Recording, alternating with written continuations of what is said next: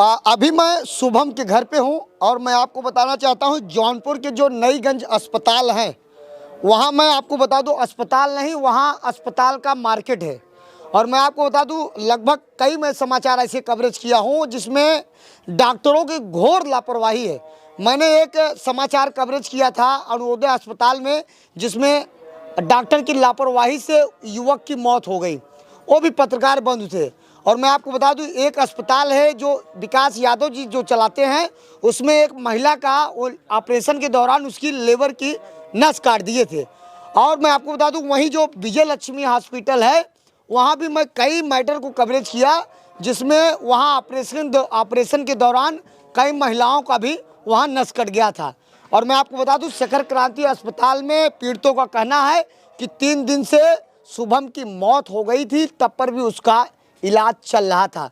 शुभम के पिता एक ऑटो ड्राइवर है और अपना जीवन यापन करने के लिए उसी से गाड़ी से ही उनका जीवन चलता है, ना उनके पास ज़मीन है। और शुभम उनका सबसे बड़ा लड़का था और शुभम से बड़ा एक उसकी बहन है जिसका 6 माह पहले शादी हुई थी। मेरे बीच में मौजूद हैं दिनेश लगातार इनके साथ कदम से कदम मिला के खड़े हैं। उस अस्पताल पर अभी तक प्रशासन द्वारा कोई कार्रवाई नहीं की गई है, ना कोई प्रेस नोट जारी हुआ है। अब आइए पूछते हैं कि दिनेश जी आगे क्या कार्रवाई कराएंगे, किस तरीके का अपनी बात को रखेंगे, क्योंकि आज बच्चे का कल ही दाह संस्कार कर दिए, आज पूरा परिवार में मातम पसरा हुआ है। मैंने आपको बताऊं कि मैं इसलिए उतना नहीं बोल रहा था क्योंकि कई समाचार मैंने जब कवरेज किया पीड़ित बदल जाते हैं, लेकिन जब मैंने इनका दुख दर्द देखा तो हमारे दिल के अंदर आया कि नहीं, इस बच्चे के लिए आवाज़ उठाना चाहिए।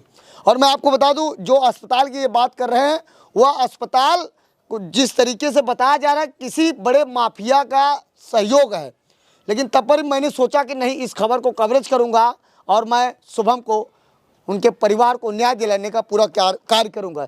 दिनेश जी ये बताइए, आप लगातार बने हैं, उस अस्पताल का रवैया कैसा है और किस तरीके से प्रशासन अभी तक कार्रवाई की?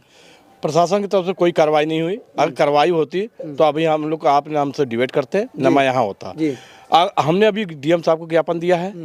अब लोग को ये लगता होगा कि बस यहीं तक थम गया, अभी बात थमी नहीं है, ये तो अभी शुरुआत है, अंत इसका बहुत बुरा होगा। अभी तो शुरू है। अभी मैंने यहाँ दिया है, नहीं मानेंगे तो मैं योगी जी के यहाँ जाऊँगा, अगर वहाँ नहीं चलेगा मोदी जी के यहाँ जाऊँगा दिल्ली तक, मगर इस हॉस्पिटल को मैं बख्शूंगा नहीं, ये समझ लीजिए। अगर मेरे घर का 19 साल का लड़का को बचा नहीं पाए, नहीं बचाना था तो क्यों ऑपरेशन किया? आपको बता दिए तो नहीं सही होगा, ऑपरेशन करने की जरूरत नहीं थी आपको, उल्टा सीधा ऑपरेशन कर देना। लड़का कोमा में चला जा रहा है, जब सही आदमी जा रहा तो कोमा में कैसे चला गया? कोमा में कैसे चला? जब ऑपरेशन आपका सही था, छोटा ऑपरेशन था ना, उसको और सही होना चाहिए। जब ऑपरेशन किए तो उसको रिलीफ मिलना चाहिए, न कि वो कोमा में जाना चाहिए। आदमी दवा लेता है तो रिलीफ मिलती है, न कि कोमा में चला जाता है। कुछ लोग मुझे फोन से बातचीत हुई, उन्होंने कहा कि शिखर क्रांति अस्पताल के जो डॉक्टर है रमेश सिंह बड़े अच्छे हैं, गरीबों का मदद करते, इस तरीके से उन्होंने मुझे कहा। ये गलत है। गरीबों को मदद करते ना तो ये क्या अमीर है क्या? ये अमीर है, ये अंबानी नहीं है, ये अमीर नहीं है, ऑटो ड्राइवर हैं। ये इतने बच्चों को पेट पाल रहे हैं, खेत बाड़ी नहीं है, घर है, तो ये अमीर कहाँ से हो गए? खाली मतलब एक ऑटो लेने से आदमी अमीर हो गया? ये भी गरीब है। इनके ऊपर भी दया आनी चाहिए डॉक्टर साहब की। जब इतने ही डॉक्टर साहब दयालु है तो 10,000 के इंजेक्शन ले रहे हो, खाई जो छोटे से मतलब एक झंझट से लड़के से तुम 10 कर रहे हो और ज़्यादा महंगी दवा लिखेंगे, मतलब उससे दुश्मनी निभा रहे हो। तो दुश्मनी निभाना तो उसके बॉडी दे दी होते लड़के के लिए लिख जाता, मगर क्या देते? जब उसको ले ही लिखी थे तो पहले ही मार चुके, तो बॉडी क्या देते तुम? बॉडी के लिए तो मुझे डीएम साहब के लिए जाना पड़ा, जब बॉडी नहीं दिए तो। पुलिस जब आई थी लाइन बाजार की, वह क्या कही आपको? पुलिस जब लाइन बाजार की आई थी, पुलिस लाइन बाजार की नहीं थी, पुलिस थी सरायपुख्ता की जी। वो सब कहें डॉक्टर साहब अपनी जगह सही है, आप लोग दवा, हम कह दवा क्या करें? जब आदमी जब हम देख रहे खत्म हो गया तो दवा क्या करें? मतलब मरे हुए पे बॉडी पे दवा चलाएंगे? फिर भी हमने 2 दिन दवा चलाई है, तीसरे दिन मैंने रोका है।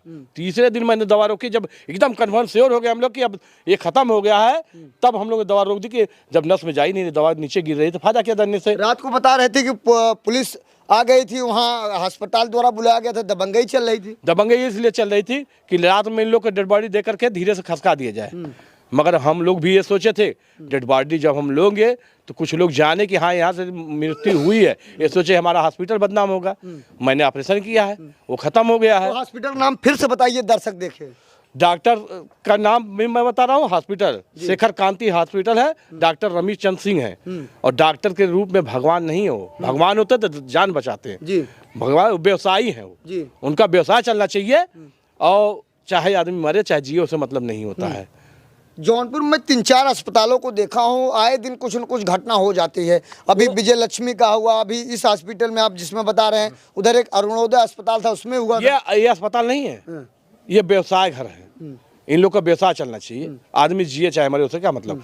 जो डॉक्टर अच्छे हैं ना तो वो अच्छे होते ही हैं। यहाँ पे हम नाम नहीं लेना चाहते, एक डॉक्टर तो ऐसे भी हैं इतने महंगे हैं, जहाँ मैंने खुद अपने पिताजी के ऑपरेशन किया, मतलब हार्ट था, ले गया पिताजी खत्म, मात्र 60% ब्लॉकेज था जी।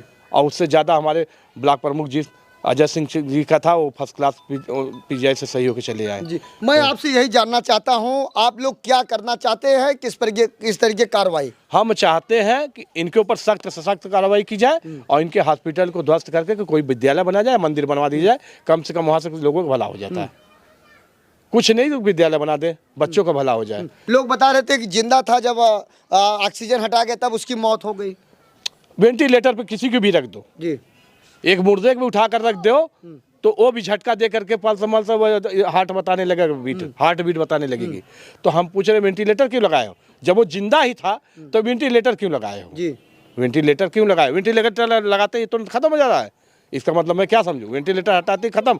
जब आए थे हमारे सामने जो वहाँ से आए थे सीएमओ ऑफिस से, मैं खुद बात किया हूँ, वो कह रहे थे बेटा ऐसा है, बहुत जरा सा पल्स चल रही है, अगर वेंटिलेटर हटाओगे खत्म हो जाए। अरे जब पल्स चल रही तो वेंटिलेटर हटाने से उपचार खत्म क्यों हो जाएगा? जी। तब भी तो जरा चलना चाहिए।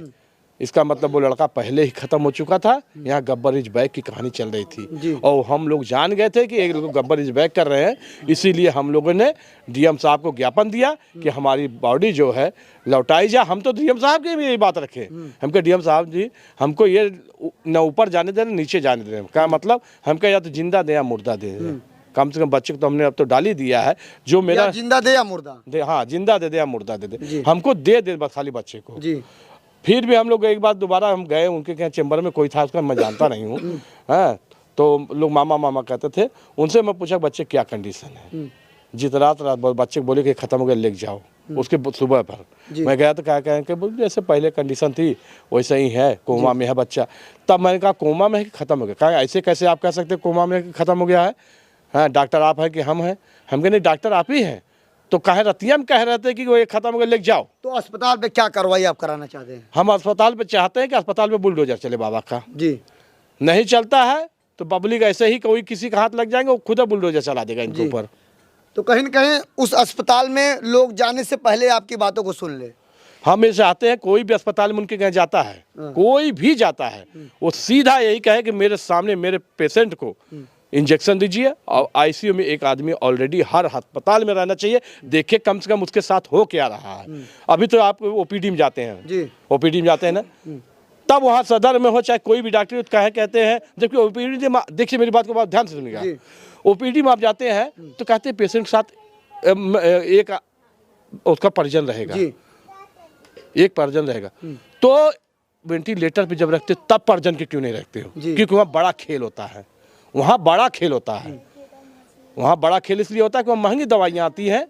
अगर कोई परिजन रहेगा तो जब आप इधर उधर करेंगे तो जरूर रोकेगा। 100 बात की एक बात कि आप लोग डॉक्टर को छोड़ेंगे नहीं। बिल्कुल बिल्कुल, डॉक्टर को मैं छोड़ूंगा नहीं। उनके ऊपर कार्रवाई मैं करवाऊंगा। कोई भी कानूनी कार्रवाई कहीं तक भी जाना मैं जाऊंगा। जी, हमारे बीच में एक युवा है, वो भी मौजूद है। क्या नाम भैया? अमित यादव। अमित यादव जी, आप जब अस्पताल में गए तो वहाँ का रवैया कैसा था, वहाँ का मैनेजर का रहन सहन कैसा था, किस तरीके से आपके साथ बात कर रहा था? अरे रवैया तो मैनेजर का तो पूछिए मत, वो तो एकदम पूरा गुंडे से पेश आते थे। डायरेक्ट बोलते थे चल निकल यहाँ से, तुम कौन हो, मैं तुमको नहीं जानता हूँ, तुम यहाँ पे क्यों आए हो, तुम हटो यहाँ से।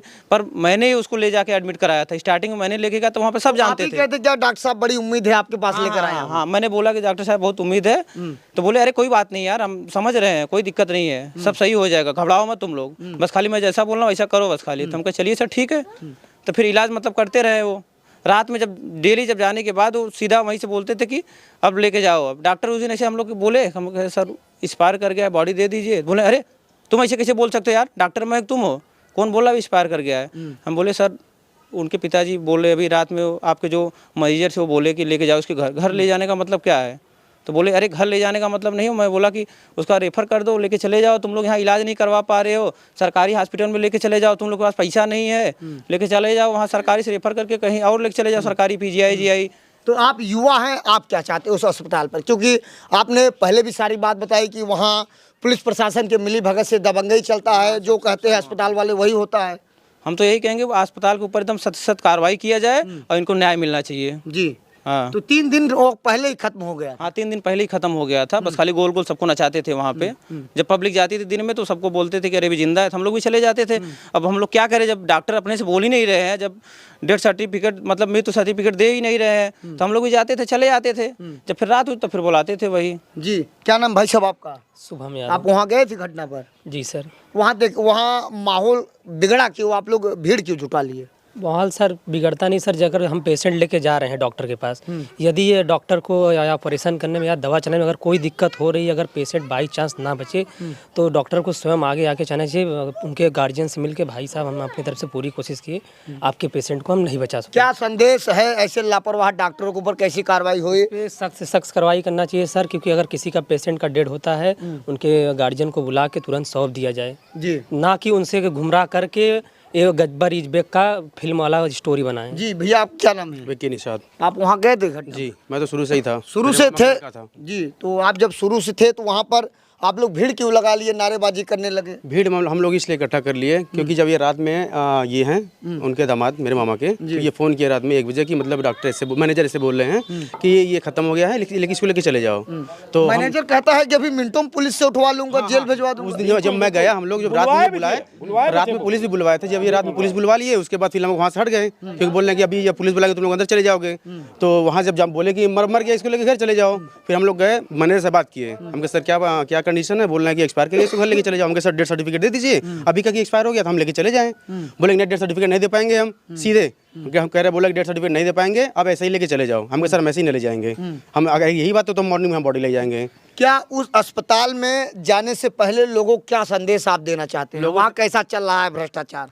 मेरा यही लोगों का संदेश है कि उस अस्पताल में कोई ना जाए, क्योंकि वहाँ व्यापार हो रहा है पैसे का, मौत का व्यापार वो सब कर रहे हैं। जी हाँ। तो उसके बाद आप लोग भीड़ जुटा लिए, फिर सुबह भीड़ उछाली। हाँ हम लोग भीड़ इसीलिए जुटाएं कि वो एक्सपायर हो गया था, वो केवल पैसा बना रहा था अपना, दवा महंगी दवा लिख के वो केवल अपना पैसा बना रहा था। हाँ इसलिए मामा तो ऑटो चलाते हैं, ऑटो उससे चलाते घर हैं। चलता है। हाँ मेरे मामा ऑटो ही चलाते हैं, अभी लोन पे ही ऑटो है, ऑन कैश नहीं है। दिनेश भाई जाते जाते क्या संदेश है चाहने वाले जो दर्शक आपके हैं, जो आपको एक फिल्म आई थी आप देखेंगे रावण राज। जी उसमें एक किरदार था, आदित्य पंचोली हीरो था, उसका डॉक्टर था, सेम वही डॉक्टर रमेश सिंह को देख लीजिए, पिक्चर समझ लीजिए वही है।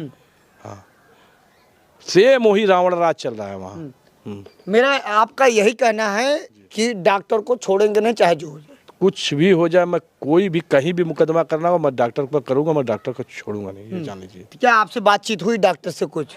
डॉक्टर से मेरी बात हुई थी, डॉक्टर से मेरी बात हुई थी, तो मैं गया तो कहें कि ऐसा है कि हमारे यहाँ भी कुछ दिन पहले ये फलाने मंत्री आए थे, ढिकाने मंत्री आए थे, गृह चंद आए थे, ये अच्छा दबाव बना रहे थे शासन का?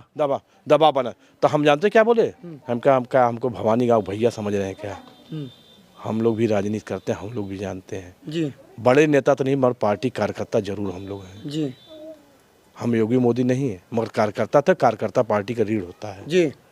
हम यहाँ राजनीति नहीं करने आए, हम आए हैं पेशेंट लेकर के। आप पेशेंट सही करिए, हमसे आपसे राजनीति से मतलब नहीं है। आप चाहे जो करिए। अगर आप लोग इतना दबाव नहीं बनाते तो शायद आज 86,000 रुपये फिर भरना पड़ता। अगर डीएम के हम नहीं गए होते उस दिन भी बॉडी नहीं मिलती, ये लिखित आप रख लीजिए। डीएम के हम नहीं गए तो बॉडी नहीं मिलती।